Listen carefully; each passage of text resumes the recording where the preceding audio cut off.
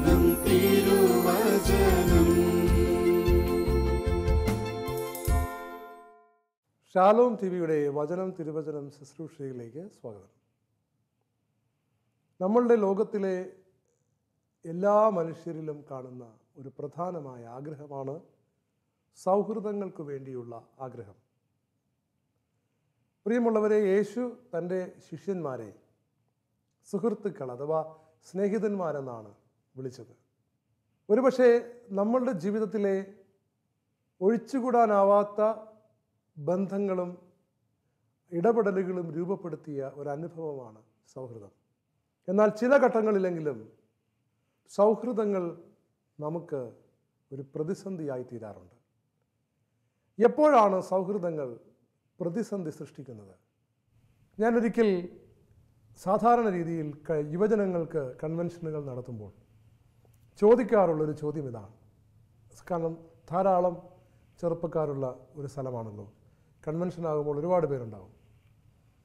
അപ്പോൾ ഇങ്ങനെ ചോദിക്കും, നിങ്ങളിൽ ആർക്കെങ്കിലും പറയാമോ നിങ്ങളുടെ നാട്ടിൽ 50-നും 55-നും അല്ലെങ്കിൽ 50-നും 60-നും ഇടയ്ക്ക് പ്രായമുള്ള ആളുകളോട് ചോദിച്ചാൽ നിങ്ങളുടെ പ്രായത്തിൽ അവർക്കുണ്ടായിരുന്ന സുഹൃത്തുക്കൾ അവർക്കിപ്പോഴും അതേ തീഷ്ണതയോടെ തുടരുന്നുണ്ട് എന്ന് പറയാൻ സാധിക്കുന്ന ഒരു 50 പേരെ നിങ്ങളുടെ നാട്ടിൽ നിന്ന് കണ്ടെത്താൻ പറ്റുമെന്ന് ഉറപ്പുള്ള എത്ര പേരുണ്ട് എന്ന് ചോദിച്ചാൽ ആരും കൈവക്കില്ല. 25 പേര് ആരും കൈവക്കില്ല. ഒടുവിലൊരു അസംഷനിൽ നമ്മളെത്തും. അതായത് 1-2 പേര് അവിടെ ഇവിടെ കണ്ടേക്കാം. ടീനേജിലെ സൗഹൃദം 60-ലും തുടരുന്നവർ. നമുക്കറിയാം, ഒരു 50-നും 60-നും ഇടയ്ക്ക് പ്രായമുള്ള ആളുകളോട് ചോദിച്ചാൽ ടീനേജുകളിൽ നിങ്ങൾക്ക് സുഹൃത്തുക്കൾ ഉണ്ടായിരുന്നോ എന്ന് ചോദിച്ചാൽ എല്ലാവരും യെസ് പറയും. എന്നാൽ വീണ്ടും അടുത്ത ചോദ്യം, ഏതെങ്കിലും ഒരു സുഹൃത്ത്, നിങ്ങളുടെ കൂടെ നടന്ന ഏതെങ്കിലും ഒരു ചങ്ക് ബ്രോ എന്നൊക്കെ പറയുന്നത് പോലത്തെ സുഹൃത്ത്, അവരിൽ ആരെങ്കിലും നിങ്ങളുടെ ജീവിതത്തിൽ പിന്നീടുണ്ടായ വലിയ പ്രതിസന്ധി ഘട്ടങ്ങളിലെല്ലാം നിങ്ങളോടൊപ്പം നിന്ന് പടപൊരുതി നിങ്ങളെ നിങ്ങളാകുവാൻ കൂടെ ഉണ്ടായിരുന്നോ എന്ന് ചോദിച്ചാൽ അവർക്കാർക്കും അങ്ങനെ ഉണ്ടായിരുന്നു എന്ന് പറയാനാവില്ല. അതായത് ചെറുപ്പക്കാരുടെ ഇടയിൽ സൗഹൃദങ്ങൾ പലപ്പോഴും വളരെ ആനന്ദകരമായൊരു കാര്യമാണ്. മുതിർന്നവരുടെ ഇടയിലും സൗഹൃദങ്ങളുണ്ട്. അമ്മച്ചിമാരുടെ കൂട്ടങ്ങളുണ്ട്. അവരിടയ്ക്കിരുന്ന് വർത്തമാനം പറയുന്ന ഇടങ്ങളുണ്ട്. ചേട്ടന്മാരുടെ ഇടങ്ങളുണ്ട്. ഇവരിൽ പലർക്കും, മുതിർന്നവർക്ക് അവരുടെ ചെറുപ്പകാലത്തുള്ള സുഹൃത്തുക്കളല്ല പലപ്പോഴും കൂടെ ഉണ്ടായിരിക്കുക. വളരെ ചുരുക്കമേ അത് അങ്ങനെ തുടരുന്നവർ ഇന്ന് കാലത്തുള്ളൂ. ഫേസ്ബുക്കൊക്കെ ഉള്ളത് കൊണ്ട് ഒരു കണക്ഷൻ ഉണ്ടെങ്കിലും സൗഹൃദം ആ തീവ്രതയിൽ ഇപ്പോൾ ഉണ്ടാകണമെന്നൊരു നിർബന്ധവുമില്ല. അതുകൊണ്ട് സൗഹൃദത്തെ ശരിയായി അവലോകനം ചെയ്യുകയും സൗഹൃദത്തിൻ്റെ നന്മകളും തിന്മകളും മനസ്സിലാക്കുകയും ചെയ്ത് അതിനെ സ്വീകരിക്കുന്നില്ല എങ്കിൽ സൗഹൃദം നമുക്കൊരു പ്രതിസന്ധിയായി തീരും. കാരണം ചെറുപ്പക്കാരുടെ പ്രോഗ്രാമുകൾ നടത്തുമ്പോൾ, മുതിർന്നവർക്ക് ബാധകമാണ് എൻ്റെ ഈ സംസാരം, എൻ്റെ ഈ ക്ലാസ്. പക്ഷേ ശ്രദ്ധിക്കുക, മുതിർന്നവരെ ചിന്തിക്കുമ്പോൾ എന്നോടൊപ്പം നിങ്ങൾ ചെറുപ്പക്കാരുടെ ഇടയിലേക്ക് കടന്നു വന്ന് ഒന്ന് ചിന്തിക്കുകയാണ് വേണ്ടത്. ആദ്യം പഠിക്കാൻ എളുപ്പമുള്ള സൗഹൃദങ്ങൾ കൂടുതൽ അവിടെയാണുള്ളത്. ചെറുപ്പക്കാരുടെ ഇടയിൽ ഒരു വ്യക്തി ക്രിസ്തുവിനെ അറിഞ്ഞാൽ, പ്രാർത്ഥിക്കുവാൻ തീരുമാനിച്ചാൽ, ഏതെങ്കിലും ഒരു നാട്ടിൽ നടക്കുന്ന ധ്യാനങ്ങളിൽ, പ്രോഗ്രാമുകളിൽ, യുവജന കൺവെൻഷനുകളിൽ ഒരു ചെറുപ്പക്കാരൻ ക്രിസ്തുവിലേക്ക് വരണമെങ്കിൽ അവൻ ആദ്യം അവനെ പിന്നോട്ട് വലിക്കുന്നത് പലപ്പോഴും പിശാചായിരിക്കില്ല. പിന്നെ എന്തായിരിക്കും? അവൻ്റെ സൗഹൃദങ്ങളാണ്.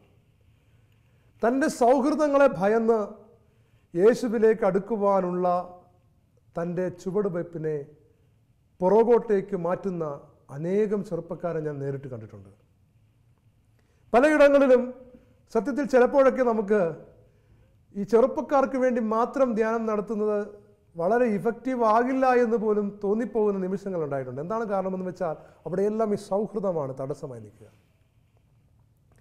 ചെറുപ്പക്കാരെ മുതിർന്നവരുടെ ഇടയിലിരുത്തി ധ്യാനിപ്പിക്കാൻ എപ്പോഴെങ്കിലും അവസരം കിട്ടിയാൽ അതായിരിക്കും ചെറുപ്പക്കാർക്ക് ഇഫക്റ്റീവായി വചനം കേൾക്കാൻ കിട്ടുന്ന അവസരമെന്ന് പലപ്പോഴും തോന്നിപ്പോകാറുള്ളത് ഈ ഒരു സാഹചര്യമാണ്.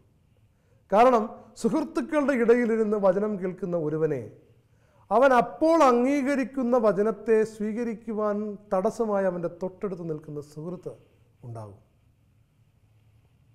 ഈ സുഹൃത്ത് ഇവൻ്റെ മുമ്പിൽ വയ്ക്കുന്ന ഏറ്റവും വലിയ വെല്ലുവിളി എനിക്ക് പോകാൻ താല്പര്യമില്ലാത്ത യേശുവിൻ്റെ അടുക്കലേക്ക് നിനക്ക് പോകണോ എന്നുള്ളതാണ്. എനിക്ക് സ്തുതിക്കാൻ താല്പര്യമില്ലാത്ത യേശുവിനെ നീ സ്തുതിക്കണോ എന്നുള്ളതാണ്. ഈ വെല്ലുവിളി അതേപോലെ തന്നെ എക്സിസ്റ്റ് ചെയ്യുകയാണ് മുതിർന്നവരുടെ മേഖലകളിൽ. ഒരു വചനം കൂടി ധ്യാനം കൂടി ജീവിതത്തിൽ കർത്താവിനെ അറിഞ്ഞ് സ്നേഹിക്കണമെന്ന് ആഗ്രഹിച്ചൊരു മനുഷ്യൻ തൻ്റെ നാട്ടിലേക്ക് കടന്നു വന്നാൽ ആ മനുഷ്യൻ ഒരു ഒറ്റപ്പെട്ട ജീവിതമൊക്കെ നയിക്കുന്ന വ്യക്തിയായിരുന്നുവെങ്കിൽ ആ വ്യക്തിക്ക് യേശുവിനെ പിന്തുടരുക വളരെ എളുപ്പമാണ്. അതുകൊണ്ടാണ് പലപ്പോഴും സാമ്പത്തിക ക്ലേശങ്ങൾ ഉണ്ടാവുകയും തകർന്നു പോവുകയും ചെയ്യുന്ന കുടുംബങ്ങളിലുള്ളവർ വളരെ പെട്ടെന്ന് യേശുവിൻ്റെ സ്നേഹിതരായി മാറുന്നത്. ഇത് സാമ്പത്തിക പ്രശ്നം മാറിയത് കൊണ്ട് മാത്രമല്ല, അല്ലെങ്കിൽ ആ അവസ്ഥയിലുണ്ടായതുകൊണ്ട് മാത്രമല്ല.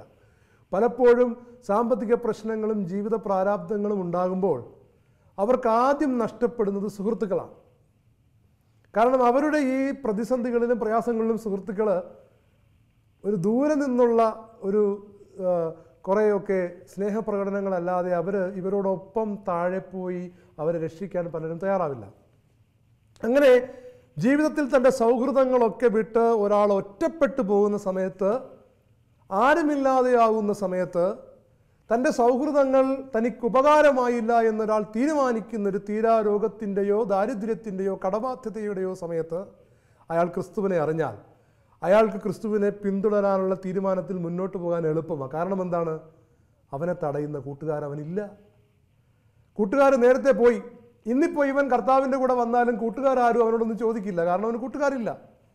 അല്ലെങ്കിൽ അവനെ അതുപോലെ ഞങ്ങളെ വേണോ യേശുവിനെ വേണോ എന്ന നിലപാടെടുക്കൂ എന്ന് പറയാൻ പറ്റുന്ന ആരും ഉണ്ടാവില്ല. എന്നാൽ പ്രശ്നങ്ങളൊന്നുമില്ലാത്ത സുഹൃത്തുക്കളാൽ നിറഞ്ഞ ഒരാൾക്ക് അയാളുടെ ജീവിതത്തിൽ യേശുവിനെ അനുഗമിക്കാൻ പറ്റാത്ത ഏറ്റവും വലിയ ശത്രു എന്ന് പറയുന്നത് അവൻ്റെ സുഹൃത്തായിരിക്കുവാനുള്ള ഒരു സാധ്യത നിലനിൽക്കുന്ന, സംസ്കാരം നിലനിൽക്കുന്ന ഒരു ലോകത്താണ് നമ്മൾ ജീവിക്കുന്നത്. നമുക്ക് കാണുവാനായിട്ട് സാധിക്കുന്ന ബൈബിളിലെ ചില സൗഹൃദങ്ങൾ ഞാൻ പറയാം. പത്രോസും അന്ത്രയോസും സഹോദര ബന്ധമാണെങ്കിലും സൗഹൃദം നമുക്ക് അവരിൽ കാണാൻ സാധിക്കുന്നു. അന്ത്രയോസ് പത്രോസിനെ വിളിച്ചു കൊണ്ടുവരികയാണ് യേശുവിൻ്റെ അടുക്കിലേക്ക്. നമുക്ക് അങ്ങോട്ട് പോകാമെന്ന് പറയുമ്പോൾ പത്രോസ് അന്ത്രയോസിൻ്റെ കൂടെ യേശുവിൻ്റെ അടുക്കിലേക്ക് പോവുകയാണ്. ഇത് നമ്മൾ കാണുകയാണ്. ഫിലിപ്പോസ് നഥാനയേലിനെ പോയി വിളിക്കുകയാണ്. സുഹൃത്താണ്, ഞാൻ യേശുവിനെ കണ്ടു, നമുക്ക് അങ്ങോട്ട് പോകാമെന്ന് പറയുമ്പോൾ ഫിലിപ്പോസിനോടൊപ്പം നഥാനയേൽ പോവുകയാണ്. ഇതാണ് ഒരു സൗഹൃദത്തിൻ്റെ സ്വാതന്ത്ര്യം. നമ്മുടെ ഒരു സുഹൃത്ത് നമ്മളെ സ്നേഹിക്കുകയും നമുക്ക് ഉപകാരപ്പെടുകയും ദൈവികമായി നമ്മളുടെ ജീവിതത്തിലേക്ക് ദൈവം അനുവദിച്ചിരിക്കുന്നതുമായിട്ടുള്ളൊരു സുഹൃത്താണോ എന്ന് തിരിച്ചറിയുവാൻ ഏറ്റവും പ്രധാനപ്പെട്ട ഒരു ടെസ്റ്റാണ് നമുക്ക് യേശുവിൻ്റെ അടുക്കലേക്ക് പോകാമെന്ന് ഈ സുഹൃത്തിനോടൊന്ന് പറഞ്ഞു നോക്കുക.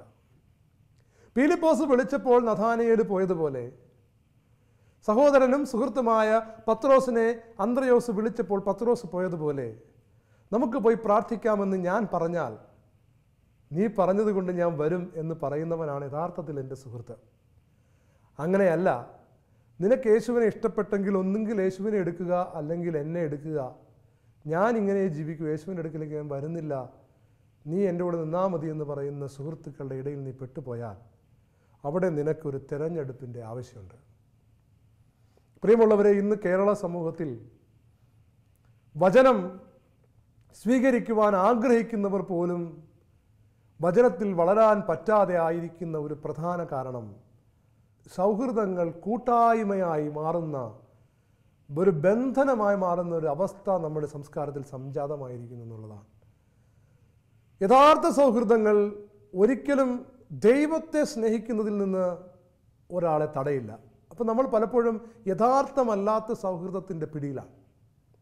എൻ്റെ സുഹൃത്ത് വിവാഹം കഴിക്കാൻ പോകുമ്പോൾ ഞാൻ തടയുമോ? അപ്പോൾ യഥാർത്ഥ സൗഹൃദം വിവാഹം കഴിക്കുന്ന സുഹൃത്തിനെ തടയില്ല, കൂടെ നിൽക്കും, വിവാഹം വിജയിപ്പിക്കും. ശരിയല്ലേ? ആണ്. എൻ്റെ സുഹൃത്ത് ഒരു നല്ല ജോലിക്ക് പോയാൽ ഞാൻ തടയില്ല, ആ ജോലിക്ക് കൊണ്ടാക്കും, റെയിൽവേ സ്റ്റേഷനിൽ കൂടെ പോകും, വേണമെങ്കിൽ താമസ സ്ഥലത്ത് പോയി ഒരു ദിവസം താമസിക്കും, എല്ലാ സപ്പോർട്ടും നൽകും. ശരിയല്ലേ? ആണ്, ശരിയാണ്. എൻ്റെ സുഹൃത്ത് ജീവിതത്തിലെ പല കാര്യങ്ങളും ചെയ്യുമ്പോൾ തടയാത്ത, അത് തന്നെയാണ് സൗഹൃദം. അതാണ് ചങ്ക് ബ്രോ എന്ന് ചെറുപ്പക്കാർ പറയുന്നത്. എന്നാൽ ഈ സുഹൃത്ത് ഞാൻ യേശുവിൻ്റെ അടുക്കൽ യേശുവുമായ ഒരു ജീവിതം ആരംഭിക്കുന്നു എന്ന് പറയുമ്പോൾ അതിനെ സപ്പോർട്ട് ചെയ്യുന്നില്ലെങ്കിൽ അതിൻ്റെ പിന്നിൽ എന്തായിരിക്കും? അതിൻ്റെ പിന്നിൽ വചനാടിസ്ഥാനത്തിൽ പിശാചിൻ്റെ ശക്തമായ ഒരു കരമാണ്. യേശുക്രിസ്തു സ്നേഹിതനെന്ന് വിളിച്ച പത്രോസ് യേശുവിൻ്റെ അടുക്കൽ വന്നിട്ട് പറഞ്ഞു, പിതാവിൻ്റെ ഇഷ്ടം നിന്നിൽ നടക്കാതിരിക്കട്ടെ, നീ കുരിശിൽ മരിക്കാതിരിക്കട്ടെ എന്ന് പറഞ്ഞപ്പോൾ യേശു അവനെ നോക്കി പറഞ്ഞു, സ്നേഹിത എന്ന് വിളിച്ച് അതേ നാക്കുകൊണ്ട് അവനെ നോക്കി പറഞ്ഞു, സാത്താനെ ദൂരെ പോവുക. കർത്താവിൻ്റെ സൗഹൃദങ്ങൾ ഡീൽ ചെയ്യുന്ന രീതിയാണ്. വ്യക്തമായി നമുക്ക് പഠിക്കാൻ പറ്റും. സുഹൃത്തെ, സ്നേഹിത, എല്ലാം വിളിച്ചു കർത്താവ്, നീ എൻ്റെ പൊന്നാണ് എന്നൊക്കെ പറഞ്ഞു, എല്ലാമാണെന്ന് പറഞ്ഞു. അങ്ങനെ പറഞ്ഞുകൊണ്ടിരിക്കുന്ന സ്നേഹിതൻ ഒരു ദിവസം പറയുകയാണ്, പിതാവിൻ്റെ ഇഷ്ടം നിന്നിൽ നടക്കാതിരിക്കട്ടെ, ദൈവം ആഗ്രഹിക്കുന്നത് നീ ചെയ്യാതിരിക്കട്ടെ, ആ ത്യാഗം നീ ചെയ്യണ്ട, ഞാൻ അനുവദിക്കില്ല എന്ന് പറഞ്ഞ പത്രോസിനെ നോക്കി യേശു വിളിച്ചു, പിശാചേ പോ ദൂരെ. പ്രിയമുള്ളവരെ, നമ്മളുടെ സ്നേഹിതർ പിശാചിൻ്റെ ഉപകരണമാകുന്ന നിമിഷങ്ങളിൽ സ്നേഹിതരുടെ മുഖത്തേക്ക് നോക്കി നീ പിശാചിൻ്റെ ഉപകരണമാകാൻ ഞാൻ അനുവദിക്കില്ല, മാറി നിൽക്കുക എന്ന് പറയുവാൻ യേശുവിനെ പോലെ ചങ്കൂറ്റം കാണിക്കുന്ന ഒരാളാണ് സൗഹൃദങ്ങളെ കൃത്യമായി ഡീൽ ചെയ്യുക. പിന്നെ പത്രോസ് മിണ്ടിയിട്ടില്ല.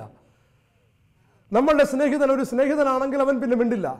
സ്നേഹിതന്മാരെ കൈകാര്യം ചെയ്യുവാൻ അറിയുന്നില്ലെങ്കിൽ, സൗഹൃദങ്ങളെ കൈകാര്യം ചെയ്യുവാൻ അറിയുന്നില്ലെങ്കിൽ, സൗഹൃദങ്ങളുടെ പിന്നിൽ നന്മ അനേകമുണ്ടെങ്കിലും ചില ഘട്ടങ്ങളിൽ ദൈവത്തോടടുക്കുന്നതിനെ തടയുവാൻ പിശാച് സൗഹൃദങ്ങളെ ഉപയോഗിക്കുന്നുണ്ട് എന്നറിയില്ലെങ്കിൽ, നിങ്ങളുടെ കുടുംബ പ്രാർത്ഥനയുടെ സമയത്ത് വീട്ടിൽ, നിങ്ങളുടെ ജീവിതത്തിൽ ധ്യാനത്തിന് പോകേണ്ട സമയത്ത് എല്ലാ അവധികളിലും സൗഹൃദങ്ങൾ വന്ന് ഒരിക്കലും ധ്യാനത്തിന് പോകാൻ സമ്മതിക്കാതെ, പ്രാർത്ഥിക്കാൻ സമ്മതിക്കാതെ സൗഹൃദങ്ങൾ നിങ്ങളെ ബന്ധിക്കുന്നുണ്ടെങ്കിൽ പിശാചിൻ്റെ കരം തിരിച്ചറിയുവാനും അരിഞ്ഞറിയുവാനും നിങ്ങൾക്ക് സാധിക്കണം. ഒന്നുകിൽ നമ്മൾ ഒരുമിച്ച് യേശുവിൻ്റെ അടുക്കലേക്ക്, അല്ലെങ്കിൽ നമുക്കൊരു ലിമിറ്റ് വേണം, അത് കൂടിയേ തീരൂ എന്ന് പറയാൻ അനുവദിക്കണം. നിങ്ങളുടെ കുഞ്ഞ് മെഡിക്കൽ എൻട്രൻസ് എക്സാമിന് പരീക്ഷയ്ക്ക് പഠിച്ചുകൊണ്ടിരിക്കുന്ന ദിവസം നിങ്ങളുടെ വീട്ടിൽ പാർട്ടി വയ്ക്കാൻ നിങ്ങളുടെ സുഹൃത്ത് വരില്ല. അഥവാ വന്നാൽ ഏത് തീക്ഷ്ണതയോടുകൂടി എൻ്റെ വീട്ടിൽ കുഞ്ഞിന് പരീക്ഷയാണ്, അത് പറ്റില്ല എന്ന് നീ പറയുന്നുവോ, അതേ തീക്ഷ്ണതയോടുകൂടി ദൈവത്തെ ആരാധിക്കുവാൻ പോകുന്ന സമയത്ത് നിന്റെ സുഹൃത്തിനോട് ഞാൻ ആരാധിക്കുവാൻ പോവുകയാണ്, അതുകൊണ്ട് എനിക്ക് പറ്റില്ല എന്ന് പറയുവാനുള്ള ചങ്കൂറ്റമുണ്ടാകണം. അതിനെ മാനിക്കുന്ന സൗഹൃദങ്ങൾ ഉണ്ടാവണം. കർത്താവിൻ്റെ മക്കളോട് സുഹൃത്താകാൻ ആഗ്രഹിക്കുന്നെങ്കിൽ കർത്താവിൻ്റെ ആരാധനയെ, കർത്താവിനെ ആരാധിക്കാൻ പോകുന്നതിനെ തടയാൻ പാടില്ല എന്ന ബോധം നമ്മളുടെ ഈ പൊതുസമൂഹത്തിൽ നമ്മുടെ സുഹൃത്തുക്കൾക്ക് ഉണ്ടാവണം.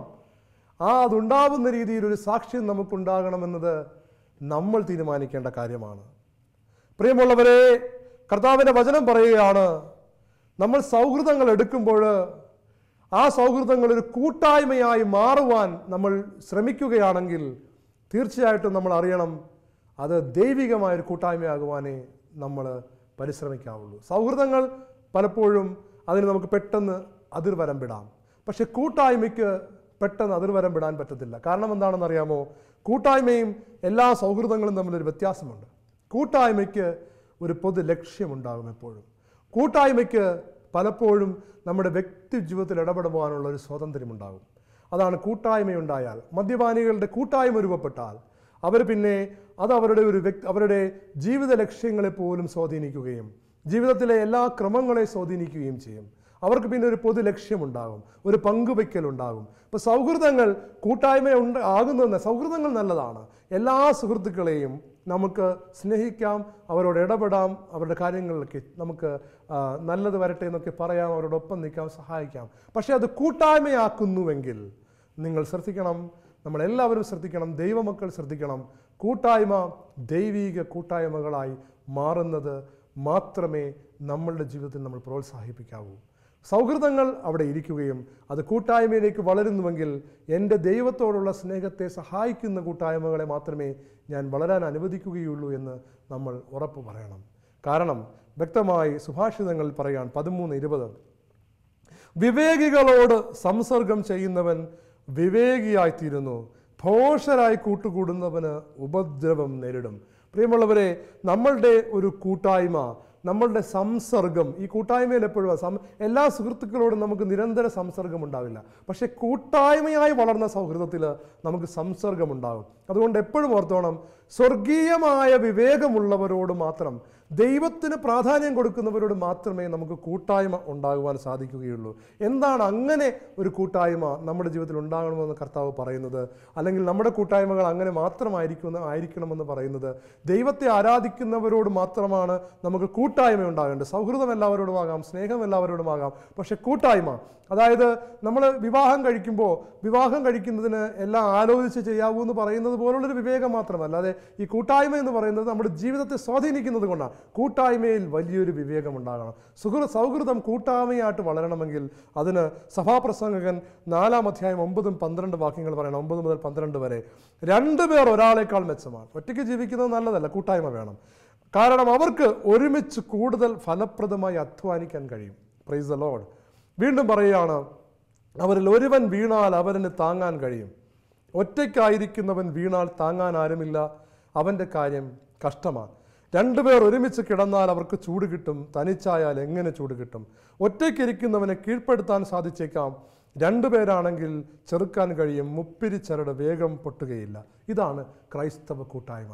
പ്രിയമുള്ളവരെ, ഇതിന് സഹായിക്കുന്ന സുഹൃത്തുക്കളുടെ കൂട്ടമാണ് നമ്മൾ ഉണ്ടാക്കേണ്ടത്.